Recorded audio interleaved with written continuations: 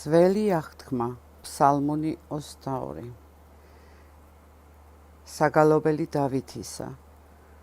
უფალი ჩემი მწყემსია, არაფერი არ მომაკლდება, ხასხასა მოლზე დამასვენებს და წყნარ წყლებზე წამიწყვება მე. სულს დამიწყნარებს, სიმართლის კვალზე დამაყენებს თვისი სახელის გულისათვის. შავეთის ველზეც რომ ვიარო, ბოროტის არ მეშინია, რადგან შენ ხარ ჩემთან, მან უგეშებენ შენი კვერთხი და შენი საყრდენი. გააწყე ტაბლა ჩემს წინაშე ჩემს მტერთა თვალწინ, ზეთის ცხე ჩემს თავს, სავსეა თასი ჩემი პირთამდე.